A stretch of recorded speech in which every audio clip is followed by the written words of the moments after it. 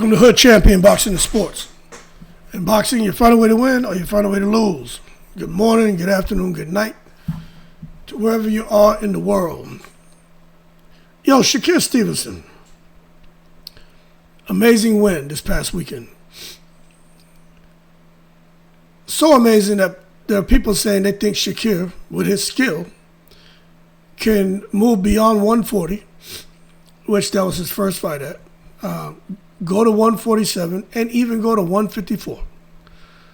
Now, normally I would say, hold your horses. Let's not take it to the stupid. But I'm not going to say that.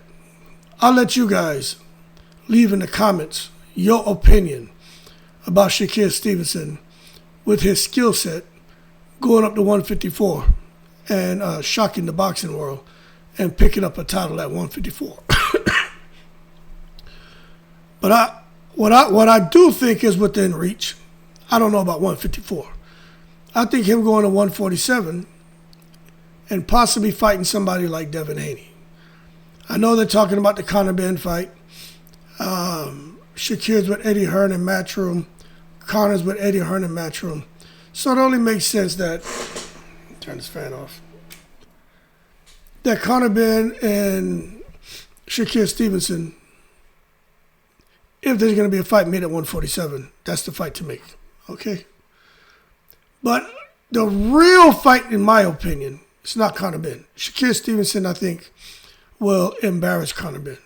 Conor Ben doesn't have a skill set. Conor Ben is not qualified to be in the ring with a guy like Shakur. I'll put it to you this way.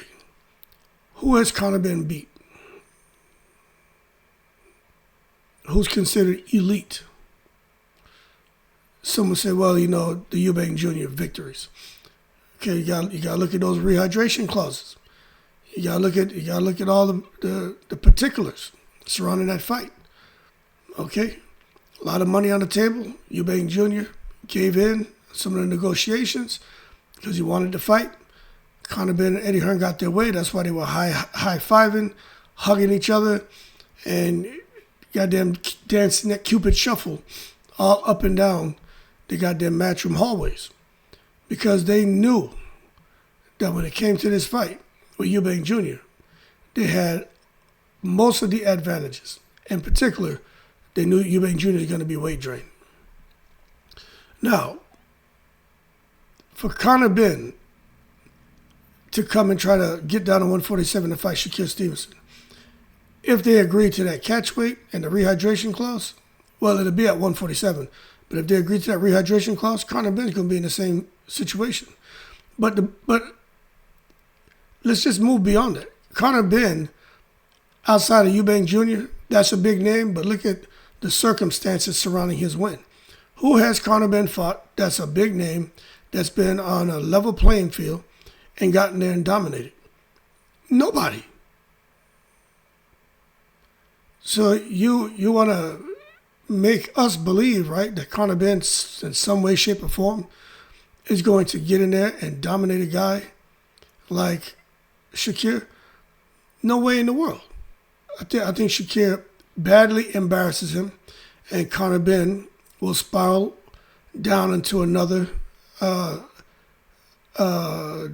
would say, fit of depression. And it's not going to be nothing nice. That's why I think Conor Ben should just forget about Shakur Stevenson. And I even think Eddie Hearn knows to just leave Shakur alone. That's something Conor Ben wants no part of.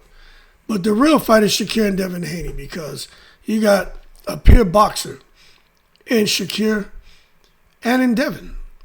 But then you also got peer discipline in Shakur and in Devin. Who wins that fight? Because Devin's got the jab. Devin has great footwork. He has super fast hands. At 147, Devin Haney looked pretty strong. But Shakur just has this style, man. Coming forward, making you miss, making you pay. And I'll be honest with you, I think when you have two defensive masters in there, you're going to see a lot of high IQ boxing. But you're going to see where it's going to be a very low mistake fight. and you're going to see two guys who are just waiting for the other one to do something. Now, Shakur does have some advantages going into that fight. I think Devin moves more, but because Devin moves more doesn't mean his footwork is better. I think Shakur's footwork is better than Devin Haney's. You can watch Shakur Stevenson. He is definitely more of the natural counterpuncher who will sit in front of you, make you miss and make you pay. Devin is more on the outside, trying to bait you into lunge and then trying to counter. But Devin's a counterpuncher, but he's not a guy who's going to sit in the pocket, catch and shoot and make you miss. That's not Devin's style. That's Shakur. Shakur can do it from the inside, from the outside. So Shakur is an absolute beast. When it comes to angles, Shakur is that guy with those angles, man. He has far superior angles. Shakur's offense and defense is more creative, and he's harder to hit clean. He's very hard to hit clean. But when you talk about Devin Haney, Shakur beat Teofimo pretty much with that jab alone. Devin Haney has a very, very strong jab. So I think Devin Haney will be relying on his reach, with his jab, with his size. I think Devin Haney, if he throws a shot, he's going to fall in and clinch Shakur Stevenson and hold on for dear life till the referee breaks so he can pivot him to try to catch him with a shot on the break. But I really think when you look at the two of these guys, Devin Haney's conditioning deserves an honorable mention, because Devin Haney's conditioning is next level and his discipline is next level. And Shakur's a snack fighter. Devin Haney's a snack fighter. How about that? So it'll be snack versus snack. But there are some concerns, because when you think of both of these guys, they can fight. And you look at what Gervonta Davis is in his career, I'm not going to say he's fallen off, but he's got a lot going on. You look where Ryan Garcia is. At this point, people are like, no one knows if Ryan Garcia wants to be a social media superstar or if he wants to become a boxing champion. So where all four of these guys were at one point in time, were kind of at the same place in boxing. Two of them have really elevated themselves, and that's Devin Haney and Shakur Stevenson.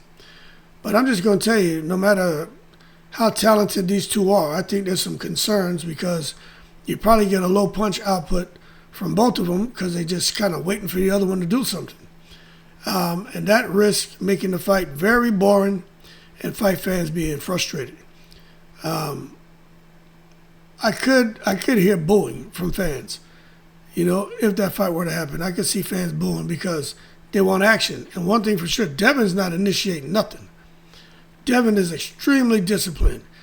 He's used to people booing him and talking trash. Devin's just going to try to do what he has to do, the bare minimum, to win a fight. He's not trying to do anything extra above and beyond, go for a knockout. He's just trying to get the victory. But I'll say this. If Devin and Shakur fought, depending on who wins, that person could become the best pure boxer in the sport today.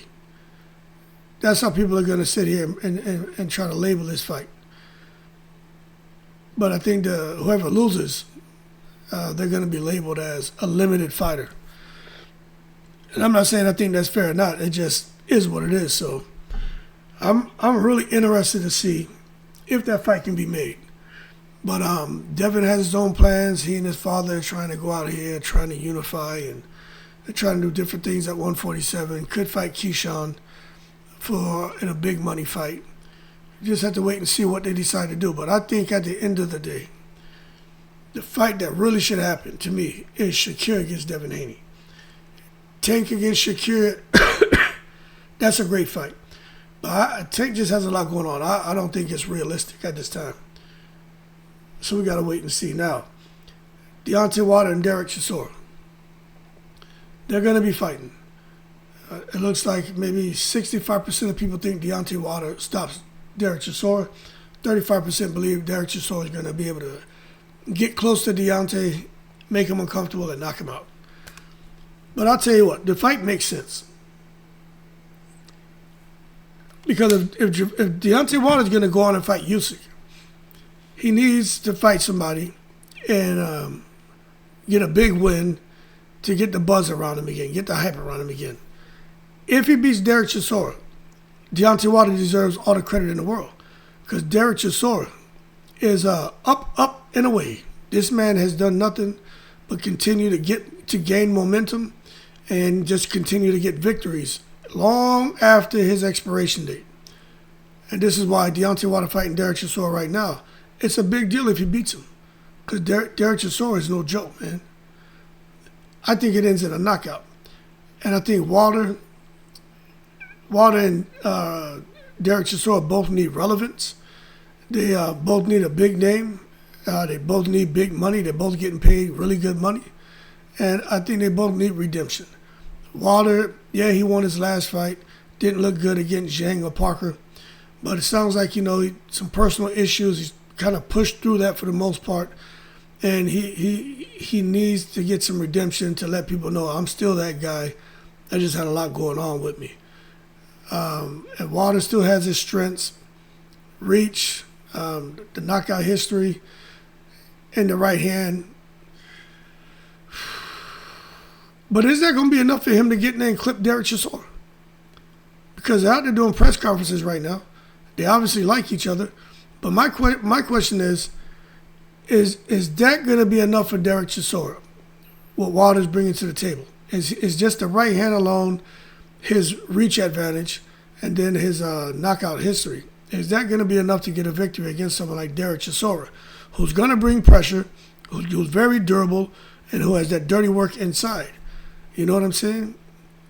Because if Deontay Wilder can't land on the button and Derek Chisora closes the gap, Derek Chisora is going to get to work. And it's not going to be anything nice. You know what I'm saying? But for Chisora, those slow feet make you wonder if he can explode and get inside Wilder's reach and start to go to work. He has an open defense. He's there to be hit. And he walks in the right hands. So I can see Derek Chisora walking right into Wilder's shots and getting clipped.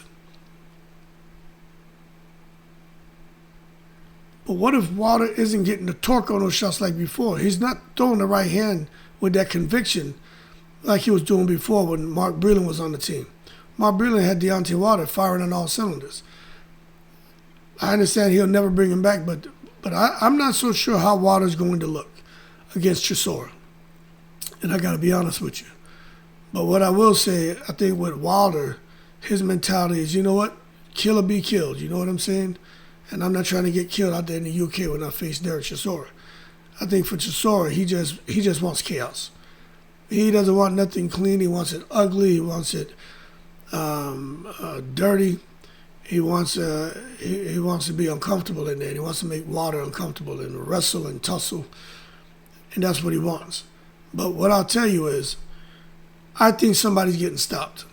And I'm going to keep saying that. I think Deontay Wilder and Derek Chisora, someone gets stopped. And it's going to be an embarrassing knockout. Because if Chisora closes the gap, he starts going to work with them hooks. Wilder's going to get caught with something, an overhand right or overhand hook. He's going to get hit with some shit. Or it could be the left. But if Chisora stays out there at a distance and Wilder can get that leverage on those shots, Chisora's going to get sniped. And he's going to get knocked out cold. And he's going to be in his 50th fight. He got knocked out by Deontay Wilder. Now, speaking of people getting knocked out, how about knocking themselves out? Oscar De La Hoya is out here ruining Golden Boy. Totally destroying Golden Boy. You know what I mean? It's crazy to see what he's doing. Disrespecting Turki Alalshikh, disrespecting Dana White, disrespecting Zuffa Boxing. De La Hoya has all these fighters. Wow, you would think he'd be wanting to have his fighters who he can't keep active go over there, man, and make some money. But again, it doesn't seem to have that mentality. His thing is like he wants to be a social media sensation and run around in Speedos and just, make this clapback Thursday shit. It's like that's consumed him. So I don't know what De La Hoya's, what his end goal is, but fans are complaining that he's losing star fighters. He has bad contracts. His matchmaking is poor. The fighters are leaving, and there's him having these public meltdowns. and going to war with Ryan Garcia and Virgil Ortiz because they're not happy the way how he's handled them. I mean, that shit is a big deal, you know? So there's a public perception that's developed around Oscar De La Hoya, and it's not anything about him being a golden boy anymore. They see him as Oscar the goddamn grouch, the damn who lives in a trash can, basically.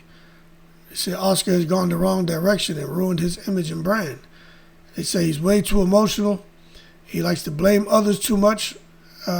Social media, he just brings chaos, and he seems to have immersed himself in it and doesn't care. And as far as his business, it seems to be, be some instability. And they're just watching, they feel like the Golden Boy Empire, Golden Boy Boxing Empire just collapsed. And when you look at it, to me, a telltale sign that a promotional outfit is collapsing is when you think about their promotion and you can't think of any superstars. Like, who's a superstar over there? A major superstar over there with Golden Boy? De La Hoya, Virgil Ortiz. What was it? Jaime Munguia? I don't even think he's over there anymore. So who is it? That's my question. Because they don't have anybody. And they just got to try to figure it out and build it up so they can get another superstar. But I'll sit here and tell you this. I wouldn't want to be on Golden Boy because they've lost their influence in the boxing world. They've taken severe reputation damage. And how can you expect an outfit like that to help you grow and spread your brand and get you the most money when he's out here, closing doors where his fighters could walk through and make some good money? So I just think if you look at him, Golden Boy, to me, it went from a powerhouse promotion to a struggling brand right now. And he got a whole lot of work to do. Now, that being said, good luck to De La Hoya, man. I just feel bad for his fighters. Now, for Claressa Shields, we talked about it last night, but she's out here going at it at the content creators. Some people say, yo, she's out here attacking YouTubers. I'm going to say this. Claressa is going to do what she wants. She doesn't care. She's making money off social media, too. And I think she just enjoys doing all the craziness. Do I think she should be in training camp? Yeah. I think she should be there, not on social media, but she does what she wants. We're going to find out on February 22nd if she's been distracted or she's just out here having a good time, threatening lawsuits and calling out names and demanding respect. We're going to see. Because on her side, she feels disrespected, she feels targeted, she feels attacked, feels a lot of people lie on her, and that she's being bullied and harassed. And there's some truth to what she's saying. But at the same time, the public is having a reaction to all that, and they're saying, look, she's way too emotional. She's the one out here on social media, not holding her horses, taking it to the stupid. Critics are saying that she's hurting herself, stop blaming the content creators. But there are others who say, look, she's just defending herself. She has every right to speak out on what content creators are doing. And although it creates negative press, people need to pay attention because of her position. She got a whole lot of power. And her team and the legal team that she has, they got a lot of power. And if they want to come out here and make a content creator miserable, they can. They already had one person lose a channel. Another content creator got sued and had to pay back millions. There's another one who got sued, and I think it's like $1 million they had to pay. So this isn't to Claressa Shields, but one content creator lost their channel, and people are assuming that Claressa had something to do with that. But what I'll tell you is, all this stuff going on makes for huge drama, distracts from boxing, and creates negative press. But when it comes to Claressa and her going at these content creators, I just say, good luck to everybody. But just kind of understand what you're up against when it comes to Claressa Shields and different entertainers.